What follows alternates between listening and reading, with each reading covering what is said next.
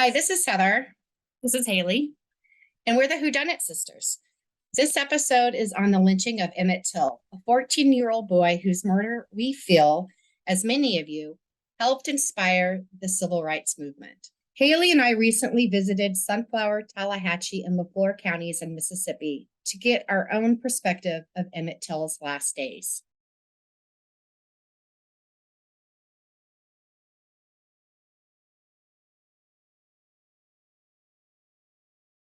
Quote, "If you want an accurate account of any story, go to the primary sources. They know what really happened," unquote. Simeon Wright. When Emmett Till was born, his umbilical cord was wrapped around him 4 times. The first time his mom, Mamie, laid eyes on him, he was swollen and misshapen. She wanted to shelter him from the world. The last time Mamie laid eyes on him, he was swollen and misshapen. She wanted to share him with the world. Just before Emmett was to leave Chicago for a 2-week vacation to Mississippi, Mamie spoke to Emmett about race. She wanted him to understand that he had to act differently in the South, such as say yes, ma'am, and no, sir. Mamie warned Emmett not to start up conversations with white people, to only talk if spoken to. Emmett told her not to worry, she had taught him how to behave. Saturday, August 20th, 1955. 14-year-old Emmett and his 16-year-old cousin Wheeler arrived in Money, Mississippi. For the next 2 weeks, they would be staying with Mose and Elizabeth Wright, Emmett's great uncle and great aunt, and the grandparents of Wheeler. Emmett made quite an impression on his Mississippi relatives. This was the first time many have seen Emmett in years. Emmett's 12-year-old uncle Simeon, the youngest son of Mose and Elizabeth, described Emmett as big for a 14-year-old. He was around 5'4" and weighed around 150 pounds. Emmett dressed better than almost anyone around, including the white people. He dressed in khaki pants, short-sleeved cotton shirts, hats, and penny loafers. Simeon especially noticed Emmett's ring, silver with initials LT. The ring had belonged to Emmett's dad, Lewis Till. Uncle Mose remembered Emmett as treating the farm animals like pets. Quote, Emmett would buy peanuts and feed them to the chickens, saying that they were hungry. End quote. Mose Wright. Wednesday, August 24th, 1955. After dinner, Emmett and his cousin and young uncles decided to go into town. Mose's son, Maurice, drove their 1946 Ford sedan, while Simeon, Wheeler Parker, Emmett, and 2 neighbor boys piled inside. They arrived at the Bryant store at around dusk. A small group of people were already on the front porch of the Bryant store playing checkers. Wheeler and Simeon have never changed their accounts of what happened next. Carolyn Bryant, the white 21-year-old wife of the store owner, Roy Bryant, has changed her story at least 3 times. Wheeler entered the store to buy a soda or candy. Emmett followed him in. Wheeler left, and Emmett was in the store alone with Carolyn for less than 1 minute before Simeon stood in the doorway. While Simeon admits for that 1 minute he has no idea what may have happened, what he did witness was absolutely nothing out of the ordinary, no touching and nothing inappropriate. Emmett paid for his items, and they left the store together calmly and stood outside. Seconds later, Carolyn came outside and headed to her in-law's car. As she walked by, Emmett whistled. Everyone got quiet, and the group of guys Emmett was with became scared and panicked. They all ran to the car and drove off.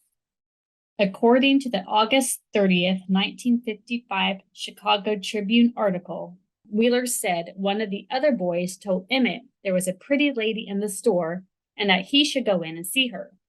Quote, after Emmett went in, I became worried, and I sent another boy to call him out. When they came out, Emmett said goodbye to the lady. Later on, the lady came out, and Emmett whistled at her. One of the other boys said, you better get out of here. She's going to get a pistol. End quote. According to an article written the next day, September 1st, 1955, in the Chicago Tribune, Wheeler said Till whistled at a pretty lady at the store and that this may have been the cause of the trouble. It was later said that goodbye part of the story was left out because they believed he was killed over a whistle and not because he didn't say ma'am after the word goodbye. However, regardless, if Emmett said goodbye without adding ma'am, which would have been considered improper and forward of him, and the whistle, which are the only things ever said happened by the witnesses at the Bryant store that evening, nothing justifies the horrific torture this 14-year-old child went through. On the way back to the Wrights' home, Emmett pleaded with his cousin and young uncles not to tell Mose. He was afraid he'd be sent back to Chicago. None of them thought a whistle would get Emmett killed. The worst outcome Simeon imagined if Mose were to find out was Emmett possibly getting whipped. Friday, August 26th. Carolyn Bryant's husband, Roy, returned home from hauling shrimp out of state. There is a dispute over who told Roy about the incident at the store, but he soon learned a black boy from up north was the one who did it. Saturday, August 27th. While drinking at J.W. Milam's store in Glendora, half-brothers Roy Bryant and J.W. Milam decided to kidnap Emmett and teach him a lesson. Otha Johnson, a black man who did odd jobs for Milam, was named in the FBI report as the driver that night for Bryant and Milam. According to the FBI report, J.W. Milam, Roy Bryant, and Carolyn Bryant set out in Milam's truck looking for Emmett. They saw a young black man walking home along the road. Bryant ordered Johnny Washington, a black man who did odd jobs for Bryant, to grab the black male and throw him into the back of the truck. Carolyn got out, comes around, and says, "He's not the ninja." Bryant then told Washington to throw him out of the truck. The black man landed face first onto the ground, losing his front teeth. Sunday, August 28, 1955. At around 2:30 a.m., Mose is awakened by knocking on his door. Roy Bryant and J.W. Milam were looking for the boy from Chicago. Mose brought them to Wheeler, who was asleep. Milam said he was looking for the fat boy. Emmett was woken up and told to dress. He kept forgetting to use the word sir, which made Milam and Bryant more angry. Mose's wife begged the men not to take Emmett and offered them money. Before Bryant and Milam left, Mose was asked how old he was. "If you want to live to see 65, you won't know us tomorrow." The men took Emmett outside. Mose heard them ask someone if this was the right boy. A voice that sounded lighter than a man's said it was. They drove off toward money.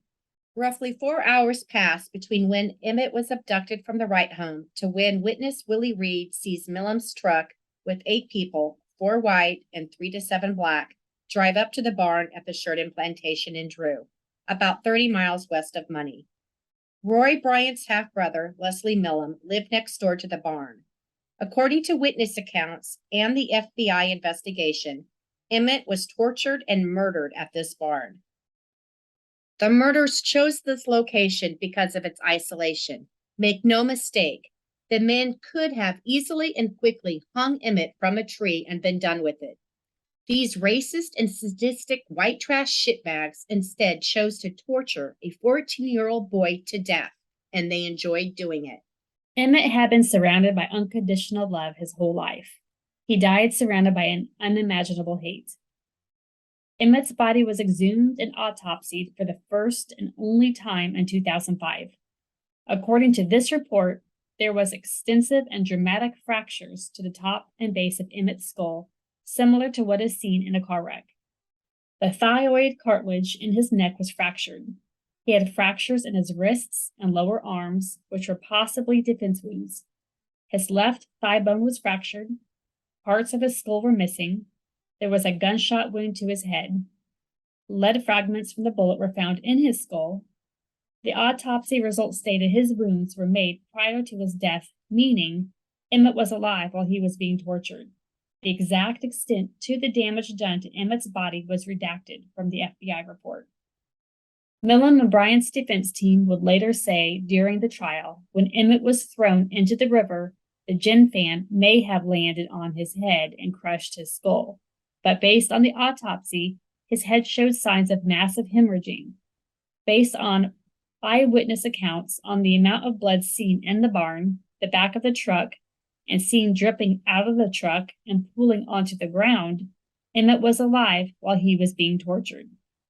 According to the FBI report, the people involved that night were Roy Bryant, J.W. Milam, Leslie Milam, Melvin Campbell, Levi Too Tight Collins, Otha Johnson, and possibly Henry Loggins and Hubert Clark. Between 6 and 7 a.m., Willie Reed left home to head to Glenn Patterson's store. He saw Milam's 55 Chevy truck come towards him and saw 4 white men in the cab and 3 to 4 black men on the sides of the back of the truck and a black child sitting down in the bed of the truck. He saw the truck parked in front of the barn. Willie heard the sounds of screams and knew someone was getting beat. When the sound stopped, he knew the person was dead. Willie walked to Mandy Bradley's house, located north of the barn. She witnessed seeing the truck back into the barn and seeing 4 white men. Leslie Milam's wife, Frances, was also home during Emmett's murder. The house was just a few yards away from the barn. She had woken up when Roy or J.W. Milam had come into the bedroom to get Leslie. The house didn't have air conditioning and the windows were open. Frances was evasive during her FBI interview and claimed to have heard nothing. Later that morning, a witness saw Otha Johnson, Levi Too Tight Collins, and J.W. Milam with Milam's truck at Milam's store in Glendora. A witness that's name was redacted from the FBI report noticed something under a tarp in the back of the truck, with blood dripping down and pooling on the ground. When the witness asked about the blood, Milam threatened him. The exact location Emmett was dumped into the Tallahatchie River is unknown. It's been recently said that Emmett Till's body was dumped off the Black Bayou Bridge in Glendora. There is no factual proof to this claim. Furthermore, it would be nearly impossible for Emmett's body to have zigzagged down the Black Bayou Creek, which was often shallow and the current wasn't as strong as the Tallahatchie River, enter the Tallahatchie River, and float 6 miles to Pecan Point, the location every witness gave to where Emmett Till's body was found. The steel gin fan weighed at least 70 pounds. During the trial, Deputy Sheriff Cothran stated the gin fan was caked with so much mud when it was removed from the river, the fan weighed 140 pounds. It's more likely Emmett was dumped into the river closer to where his body was found.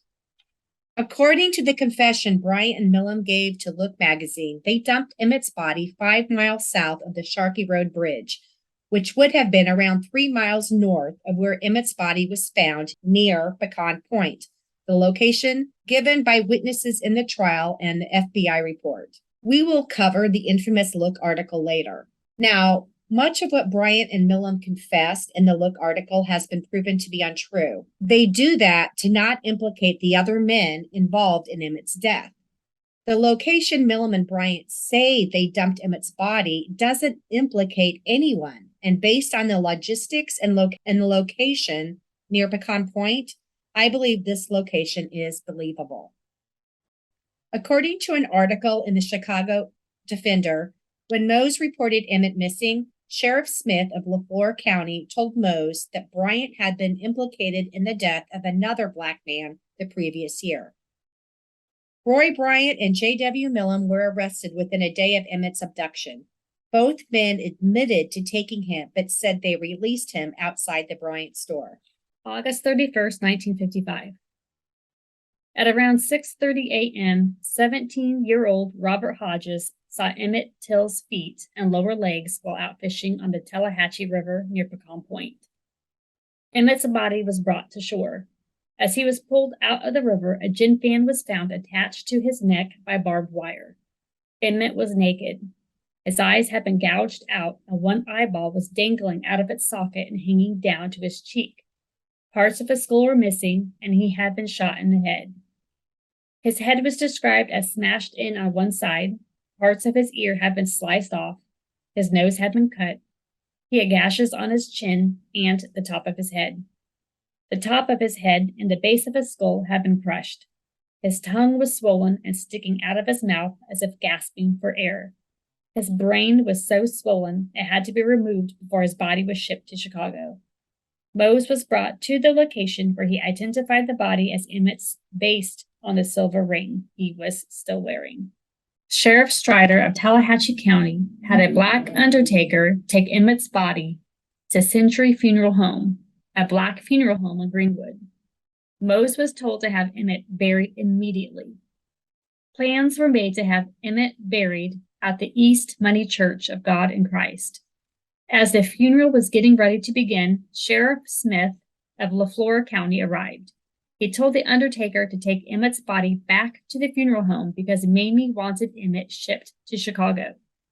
The undertaker said Sheriff Strider of Tallahatchie County said to bury him. Smith said, "I am the sheriff of LaFleur County and do as I say." Emmett's body was taken to the Tutwiler Funeral Home, where his body was prepared to be shipped to Chicago. A document was signed promising Emmett's casket would not be opened once it reached Chicago.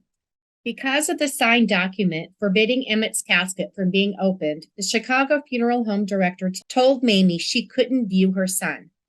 Mamie said she didn't sign the document, and she told the funeral director to get a crowbar and open the box up. She wanted to see her son.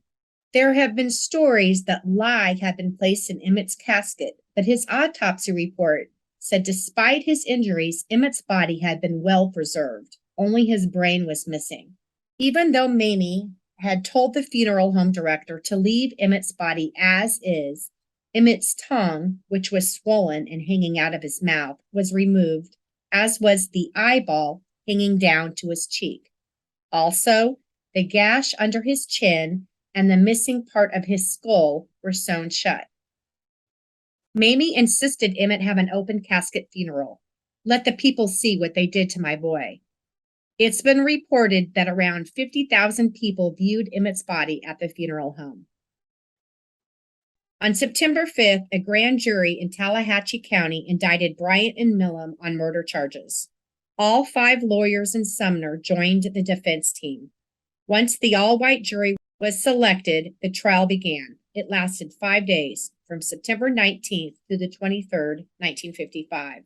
The jury members were Jim Pennington, 37, from Webb; Gus Ramsey, 48, Enid; Ed Devaney, 74, from Charleston; Lee Price, 67, Charleston; Howard Armstrong, 53, from Enid; James Shaw, 30, from Webb; Ray Tribble, 28, from Payne; James Toole, 44, from Enid; Bishop Matthews, 46, from Charleston; William Davis Newton, 37, from Enid; George Holland, 42, from Glendora; and Travis Thomas, 48, from Murfreesboro. The alternate juror member was William Havens. Mose Wright testified for the prosecution. He was one of the first Black people in the state of Mississippi to testify against a white person. During Moses' dramatic testimony, he stood, pointed directly at Bryant and Milam, and said, "There he is." Willie Reed and Mandy Bradford, the ones who witnessed the sounds of Emmett being tortured, also testified for the prosecution. Willie Reed was a very important witness for the prosecution. The defense tried very hard to discredit Willie. The defense attorney asked Willie about the licks he heard coming from the barn. Defense question: "And you don't know whether that was somebody hammering in there, trying to fix a wagon or a car or something like that, do you?" Answer: "It was somebody whipping somebody." Defense question: "And you don't know whether Mr. Milam was in the barn or not, do you?" Answer: "I seen Mr. J.W. when he left the barn." Question: "But you didn't see him in the barn, did you?" Answer: "No, sir, but I seen him when he left the barn and went to the well. Then I seen him when he went back towards it." Question: "But you don't know whether he went in the barn or behind the barn, do you?" Answer: "No, sir, he was headed straight to the front of the barn." All three witnesses received death threats. All three moved to Chicago after the trial. Willie had a nervous breakdown after he arrived in Chicago and changed his name for protection. Mose, Willie, and Mandy risked their lives to stand up and do the right thing. Carolyn Bryant was the first witness for the defense. Prior to the trial, she gave her deposition to the defense team. According to Sidney Carlton's notes, Ray Bryant's defense attorney, Carolyn said this happened during her pre-trial deposition. Emmett came up to the candy counter. When she reached out to take his money, he grabbed her hand and asked her for a date. Carolyn walked away from him. Emmett asked her, "What's the matter, baby? Can't you take it?" As Emmett left the store with Simeon, he turned and said, "Goodbye." Carolyn followed them out, went to the car to grab her pistol, and when she came back, he whistled at her. She further says she doesn't know why Simeon was standing in the doorway. She also says she told Roy what happened when he returned home Friday at 4:30 a.m. And she didn't go with Roy and Milam to the right home when they abducted him. When Emmett was brought to her at the store early Sunday morning after his abduction, he looked scared, was unhurt, and she said it wasn't him. Roy returned home around 9 a.m. later that morning. During the trial, she testified outside the presence of the jury. Her story changed dramatically. At 8 p.m., a ninja man came into the store. When she reached out her hand for the money, he tightly gripped it and asked, "How about a date, baby?" She jerked her hand away and walked off. He followed her, came around the side of the counter and grabbed her by her hips and said, "What's the matter, baby? Can't you take it?" She freed herself and he said, "You needn't be afraid of me. I've fucked white women before." She became scared and screamed. At that time, the other ninja entered the store, got Emmett by the arm and said, "Come on, let's go." Emmett left unwillingly and said, "Goodbye." She followed them out to get her gun. He whistled and they drove off. The defense attorney asked Carolyn if Emmett had a speech defect. She said no. He then asked if he walked normal, and she said yes. Carolyn changed her story from the first version to the second so the defense could prove justifiable homicide. Even in Mississippi in the 1950s, a whistle and a touch on the hand wasn't a good enough reason to murder a 14-year-old child. But to say he was a man who wanted to rape her, then to the all-white jury, Emmett had it coming to him. The judge ruled Carolyn's testimony inadmissible, but the defense got what it wanted out of her testimony. It was printed in the papers, and the juror members found out about it. The defense team's next strategy was to claim the body pulled from the Tallahatchie River was not Emmett. Sheriff Strider of Tallahatchie took the stand for the defense and denied identifying Emmett's body as belonging to a Black person despite releasing his body to a Black coroner and signing the death certificate. Strider insisted the body was too old and too big to be Emmett and that the body had been in the water longer than Emmett had been missing. Several other defense witnesses claimed the same thing. The prosecution's closing remarks are as every bit moving today as when they were first spoken. "The murder of Emmett Till was cowardly," Gerald Chatham said, and to hide that cowardly act, they tied barbed wire to his neck and to a heavy gin fan and dumped him into the river. All it took was someone who knew and loved Emmett Till to identify him, not an undertaker or a sheriff. Chatham then told a story about his own son whose dog, Shep, had gone missing. One day his son told him he had found Shep. He led his dad behind their barn and showed him a decomposing carcass. The dog's body was rotting, the meat was falling off its bones. Chatham told the jury, "But my little boy pointed to it and said, 'That's old Shep, Pa, that's old Shep.'" If there was anything left of Emmett Till, a hairline, an ear, or just a part of his nose, then I say to you that Mamie Bradley was God's given witness to ID him. Unfortunately, the jury had already made up their mind.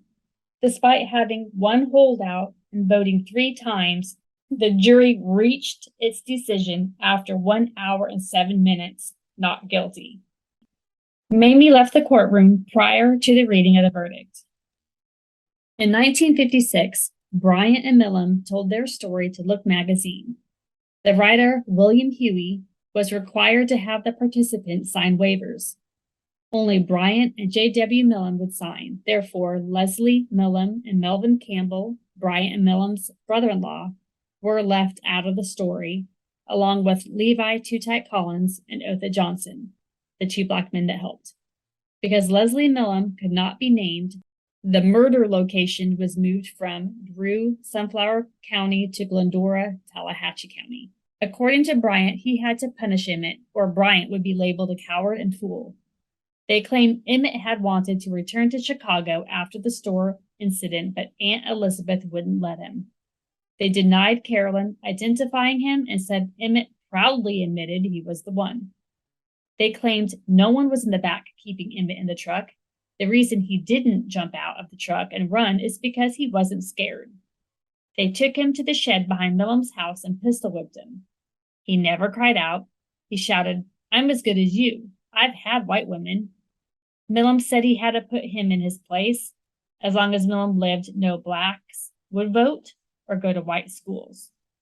Milam told Emmett he was tired of northern blacks coming down south and stirring up trouble. They then stole a cotton gin pan, drove to the bank of the Tallahatchie River, and had Emmett take off his clothes. Milam asked him, "You still as good as I am?" "Yeah." "You still have white women?" "Yeah." And then he shot him. They tied the fan around his neck and dumped him into the river. Unfortunately, many lies in this story have become part of the Emmett Till mainstream account. Despite their confession, the double jeopardy law prevented J.W. Milam and Roy Bryant from being reconvicted with Emmett's murder. J.W. Milam's landowner in Tallahatchie County refused to rent to him, and black people refused to work for him. Milam was able to get a loan from a Tallahatchie bank where his former defense attorney, John Witten, was a member of the loan committee. Milam moved to Greenville and became a heavy machine operator. After his death, his home was converted into an African-American Methodist church. Leslie Milam, who ran the plantation Emmett was killed on, was asked to leave a few months after the trial because black workers were leaving the farm out of fear. In February of 1971, he was arrested for drug possession. His attorney was former defense attorney Jay Kellum. The day before he died, Leslie confessed his involvement in Emmett's murder to a local minister. He provided no details. According to the FBI report, Melvin Campbell, brother-in-law to J.W. Milam and Roy Bryant, confessed to his wife, Mary Louise, about his involvement in Emmett Till's death. Defense attorney J.W. Kellum, in a 1979 interview for the PBS series Eyes on the Prize, continued to claim there was no proof Milam and Bryant were, quote, the criminal agents, unquote. In 1995, he insisted the Till affair was, quote, just another case over the desk, unquote. He said Bryant and Milam told him they didn't kill Emmett, and he still believed them. I guess he never read their Look magazine confession. Sheriff Strider of Tallahatchie County had testified the body pulled from the Tallahatchie River was not Emmett's. In 1962, Strider was chairman of the Mississippi State Game and Fish Commission. In February of '62, state officials tried to prevent James Meredith, a black student, from registering at Ole Miss. Strider announced that 250 supervisors and game wardens were ready to aid Ole Miss in preserving its white-only student body if needed. In '65, Strider was elected to the Mississippi State Senate. In February of '66, he co-sponsored a bill to relocate Mississippi black people to other states. In 1981, 11 years after his death, a portion of Mississippi Highway 32 was designated the Henry Clarence Strider Memorial Highway. If ever there was a road where you would pull over to the side to relieve yourself, this would be it. Roy Bryant was forced to close his store in Money 3 weeks after the trial ended due to a black boycott. Roy and Carolyn divorced in 1975. In 1983, Bryant was indicted on 5 counts of food stamp fraud. He had been purchasing food stamps at a discount and selling them back to the government at full value. He was caught again in 87 and sent to prison for 8 months. Bryant's sister, Mary Campbell, was also indicted, but she didn't serve prison time. President Clinton pardoned her before leaving office in 2001. In 1993, Bryant told a reporter he had nothing to do with Emmett's death. The case was, quote, just something in the past. You have to leave it alone, live your life. You can't just sit around and cry over spilt milk, unquote. According to the FBI account, in the 1980s, Bryant confessed his involvement to a redacted witness and drove him around, showing him the areas where the crime had taken place, including the barn. According to Mamie's book, a radio talk show host contacted her to discuss the case. During the conversation, the host asked her if she wanted to listen in while he interviewed Roy Bryant. He set up a three-way call, and Bryant never knew Mamie was listening in. During the interview, Bryant said he had been getting a lot of phone calls about Emmett lately and said that Emmett had ruined his life. Quote, Emmett Till is dead. I don't know why he can't just stay dead, unquote. When asked if he had any remorse, Bryant said he didn't, and if he had to do it all over again, he would. In 2008, Carolyn Bryant, with the help of her daughter-in-law, Marcia Bryant, wrote a book, I'm More Than a Wolf Whistle, which was leaked to the media. In this delusional take, Carolyn wrote a third version of what happened that fateful evening. A young man enters the store, and 8 to 9 young people were watching from the front window on the outside. Emmett buys candy. She reached out her hand for his money. He caught her hand and said, Don't be afraid of me. I've been with white girls before. She doesn't remember if he stuttered. How about a date, baby? She thought he was going to molest her. He grinned at her as she jerked her hand free. She dashed to the main counter, and Emmett was there, having slipped through the open space between the counters. He put his hand on her hips and said, What's the matter, baby? Can't you take it? She began to struggle. You needn't be afraid of me. I've fucked white women before. She screamed. She jerked away and saw another young man pull Emmett away. Come on, we gotta get out of here. Emmett said goodbye and left. She ran out the door and everyone stepped back. Everyone outside had been watching. Emmett whistled. Emmett and his friends ran and jumped into a large luxury car. The kind of car you don't see in money. Okay, let's break this down. If Carolyn was so scared, why didn't she lock the front door? Why go outside? Emmett had polio as a child, which made him walk with a slight limp and stutter. Emmett Till never said any of those words to Carolyn Bryant. Why? Because she never heard him stutter, and she never saw him limp around the counter. Maybe Bryant's writing store could become a shrine to miraculous cures. Emmett's speech and limp were amazingly cured for that one brief moment. Or we can see just how much anger Carolyn had for a husband who left her alone in the evenings to go drinking with his brothers, leaving her alone with 2 small boys in a dusty town with no phone, no car, and no friends. Carolyn's unhappiness with her white trash life caused her to lash out at an innocent boy who had the audacity to whistle at her. She concocted a vicious lie that caused Emmett an unimaginable and torturous death at the hands of his racist killers. Every untruth that continues to be published about Emmett is a victory for these murderers. In this book, she makes herself into the hero. She said she tried to save Emmett. Carolyn claims when Roy brought Emmett to the store for her to ID, she told Bryant it wasn't him. Emmett then said with a smile, Yes, it is. Carolyn blames Emmett for his own murder. In Carolyn's memoir, she paints herself a victim alongside Emmett. Sweetie, in my opinion, the only thing you're a victim of is being a white trash lying bitch. When Carolyn's son died in 1995 after a failed lung transplant, she wrote that she understands, at least a little, how Mamie felt when Emmett died. Was your son's skull crushed in? Were his eyeballs popping out? Was barbed wire wrapped around his neck? You have no idea how Mamie felt when Emmett was tortured by your husband and his family members. Carolyn claims that everyone thinks of the infamous whistle whenever the name Emmett Till is mentioned. No, the horror of his murder at the hands of your husband and his family members are what come to mind. Quote, that whistle became the moment in time that defined me to the public, unquote. Wrong again. Your lies are what define you. Few physical landmarks are still in existence. The Tallahatchie County Courthouse in Sumner had the second-floor courtroom restored to the 1950s era. A marker sign is located outside commemorating the trial of Emmett Till. 2 blocks from the Sumner Courthouse was the location of the Delta Inn. The all-white jury members were sequestered there during the Bryant and Milam trial. Midway through the trial, a cross was burned in front of the inn, assigned to the jury members to vote the white way. In 2005, John Whitten III, son of defense lawyer John Whitten II, bought the inn and had it completely demolished. The sign posted out front of the Emmett Till Memorial Commission telling about the inn and its role during the trial was stolen and has never been replaced.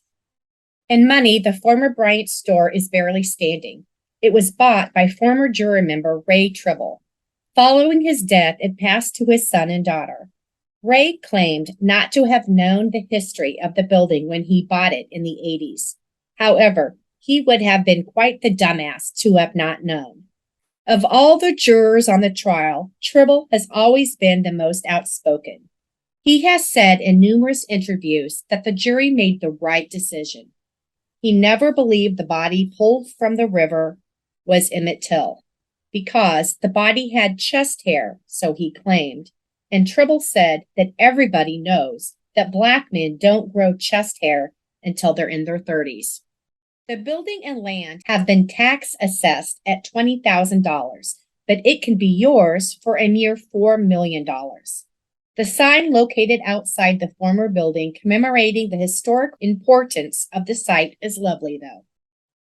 The Wright home, located on present-day Whaley Road, was destroyed by a tornado in the 70s, and a newer home sits on its former location.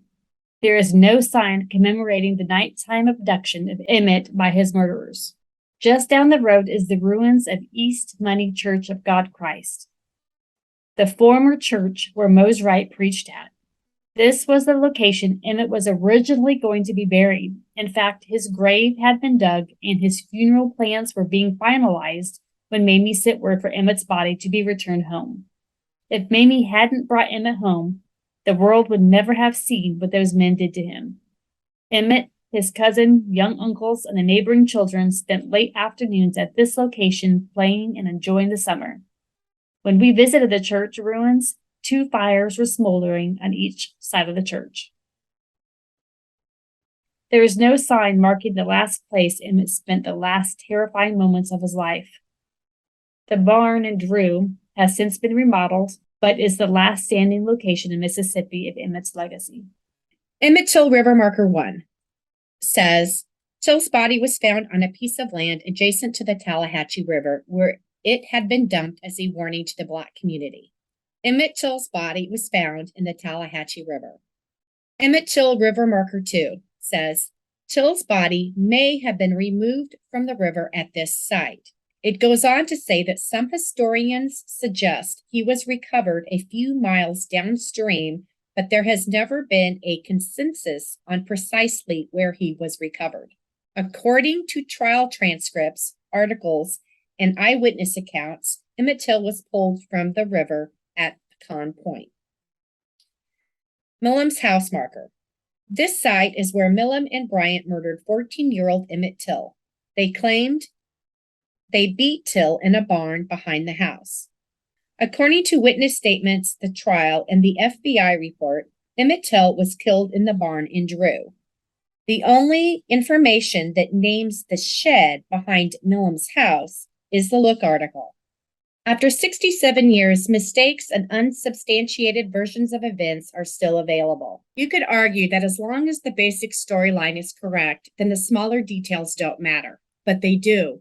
As long as false narratives are out there, then the stories told by Carolyn Bryant Roy Bryant, J.W. Milam, and jury members, defense witnesses, and their descendants who only care to protect the good name of their family member prevail. Only two known witnesses to the crime against Emmett Till are alive, Willie Parker and Carolyn Bryant. Wheeler does everything he can to keep Emmett's memory alive. Carolyn wants everyone to forget. Mamie has said, quote, "If the men who killed Emmett Till had known his body would free a people, they would have let him live," unquote. We must keep the story of Emmett alive. Emmett Till's murder sparked a movement. But when will Emmett get justice? The landmarks are rotting, witnesses are dying. Yet Emmett is just as important today as ever before. We've been asked, why is Emmett Till so important to us? Emmett is more than a tortured, murdered, disposed of like trash 14-year-old Black child. He is and always should be remembered as a bright, funny, innocent old soul who was raised outside of the old racist Southern Mississippi ways of life in the 50s. Why should a parent have to teach their child about hate if you were never surrounded by it? Little did Emmett or Mamie know that Emmett's name would be forever stamped in history. Rosa Parks said that Emmett was on her mind that day she decided to stay seated. And if you believe in God or not, or if you believe that our paths are already written or not, I truly believe that Emmett was like a sacrificial lamb. He's a martyr. He was put here for a reason, to help kickstart the civil rights movement. And when someone mentions Emmett's name, I no longer want people to think back negatively, but to think positively. And this can be achieved if we all can come together to rewrite history. Carolyn Bryant Dunham needs to be held accountable. She needs to realize that this is bigger than her, bigger than you and me. And if Carolyn isn't indicted, or at least if she doesn't admit she lied, this will remain a stain in America forever. Oh, she's just a sweet little old lady now. She's an old lady who got to live out her life with her grown children and grandchildren. And I don't care if she lived her life hidden or that the Bryants lost their store because of the Black community would no longer buy from their store. The night she affirmed who Emmett was to those egotistical, low-life bastards was the night she sealed Emmett's fate. Carolyn says she's more than just a wolf whistle. She is that and more. When I think of her, she isn't more than anything I might find stuck to the bottom of my shoe after walking through a field full of cattle. And to all her family who sits there quietly and standing up for their namesake, you will and always will be the sins of your father. At any time, you could have spoken up for and against everything your mother and father stood for, but instead you all remain silent. And everyone who is there waiting, with their hands out, trying to make money off the back of this tortured child, shame on you. Selling wood from a shed you thought Emmett was tortured and murdered in, trying to sell Bryant's store for $4 million, and your father was one of the men on that all-white jury who found thing one a thing too innocent. I'm not saying you should necessarily donate it, but you shouldn't get anything more than what it's worth. And if you are a decent human being, you would hand this store over because it shouldn't belong to any one person. It should belong to the people. And if you don't remember yet again, just like the ancestors of J.W. Milam and Roy Bryant, you are and will also always remain the sins of your father.